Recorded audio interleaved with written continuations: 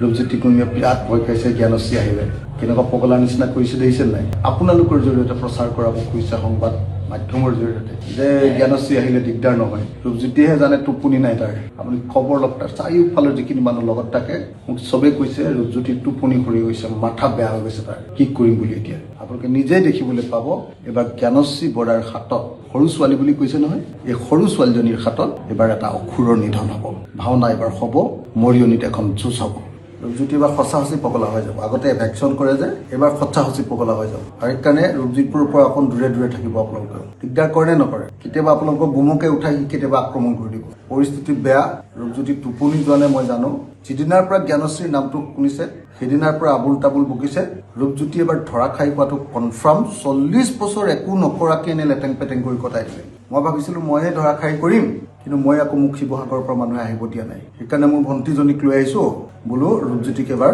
খেদিব লাগে ই বহুত দিন বিয়া খালে এতিয়া তাৰ সবাহ খোৱা দিন চুৰিয়া টুৰিয়া পিন্ধি সেইটোকে কৰক সি বিধায়ক হৈ থাকি লাভ নাই নহয় বিধায়ক হ'বলৈ হ'লে ইংৰাজী জানিব লাগিব বিধায়ক হ'বলৈ হ'লে আইন বনাব পাৰিব লাগিব বিধায়ক হ'বলৈ হ'লে আইন সংশোধন কৰিব পাৰিব লাগিব বিধায়ক হ'বলৈ হ'লে আইন এমেণ্ডমেণ্ট কৰা বুলি কয় আমি এমেণ্ডমেণ্ট কৰোঁ চৰকাৰে অনা আইন আৰু নহ'লে চৰকাৰৰ যদি থাকে তেতিয়াহ'লে আইনখন লিখিব লাগিব মইতো নিজে প্ৰাইভেট মেম্বাৰ্ছ বিলে আনো কেতিয়াবা ৰূপজ্যোতি কুৰ্মীৰ সন্মুখত আইন এখন দেখুৱাই দিবচোন যিকোনো এখন আইন এখন যেনেকৈ Assam land and revenue regulation 1886 খন বা মুখৰ আগত দি দিবচোন এক লাইন পঢ়িবলৈ দিবচোন ব্যাখ্যাটো বাদেই দিয়ক পঢ়িবলৈ দিবচোন সেইকাৰণে মই আপোনালোকক এটা কথা কওঁ যে ৰূপজ্যোতিয়ে সেইবিলাক নোৱাৰে নাজানে সিমান কথা ভাবিবৰ কাৰণে তাৰ শক্তিয়ে নাই ৰূপজ্যোতি লেটেং পেটেংকে সেই হেৰি কৰি ফুৰা ল'ৰা আহি যাব গতিকে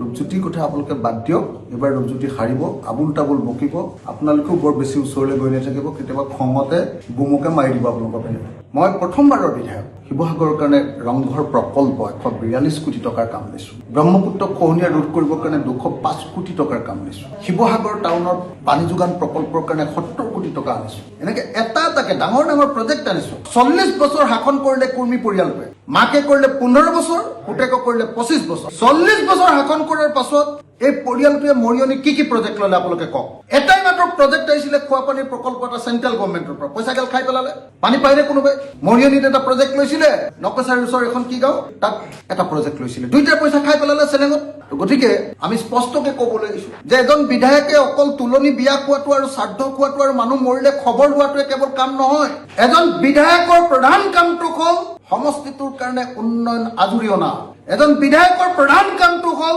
সমষ্টিটোৰ ৰাইজৰ দুখ দুৰ্দশাৰ প্ৰশ্ন আৰু সমগ্ৰ অসমবাসীৰ দুখ দুৰ্দশাৰ প্ৰশ্ন বিধানসভাত উত্থাপন কৰা আৰু এজন বিধায়কৰ মূল কাম হ'ল বিধান ৰচনা কৰা আইন ৰচনা কৰা ৰূপজ্যোতি কুৰ্মীয়ে আইন বোলা বস্তুটোৰ কিবা মাথা মুণ্ড বুজি পায় নেকি হা ভাওনা কৰিলেতো বিধায়ক হ'ব নোৱাৰে অকল হা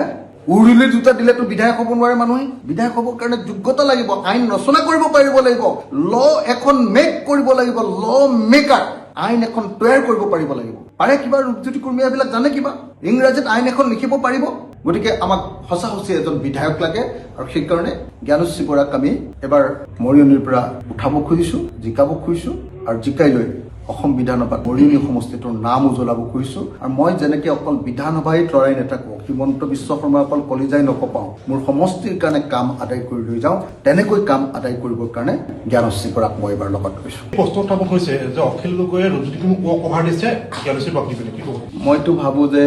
ৰূপজ্যোতি কুৰ্মীয়ে এইটো আপোনালোকৰ জৰিয়তে প্ৰচাৰ কৰাব খুজিছে ৰূপজ্যোতি কুৰ্মীয়ে বিৰাট ভয় খাইছে জ্ঞানশ্ৰী আহিলে কেনেকুৱা পগলাৰ নিচিনা কৰিছে দেখিছে নাই আপোনালোকৰ জৰিয়তে প্ৰচাৰ কৰাব খুজিছে সংবাদ মাধ্যমৰ জৰিয়তে যে জ্ঞানশ্ৰী আহিলে দিগদাৰ নহয় ৰূপজ্যোতিহে জানে টোপনি নাই তাৰ আপুনি খবৰ লওক তাৰ চাৰিওফালৰ যিখিনি মানুহ লগত থাকে মোক চবেই কৈছে ৰূপজ্যোতিৰ টোপনি সৰি গৈছে মাথা বেয়া হৈ গৈছে তাৰ কি কৰিম বুলি এতিয়া আপোনালোকে নিজেই দেখিবলৈ পাব এবাৰ জ্ঞানশ্ৰী বৰাৰ হাতত সৰু ছোৱালী বুলি কৈছে নহয় এই সৰু ছোৱালীজনীৰ হাতত এবাৰ এটা অসুৰৰ নিধন হ'ব ভাওনা এবাৰ হ'ব মৰিয়নিত এখন যুঁজ হ'ব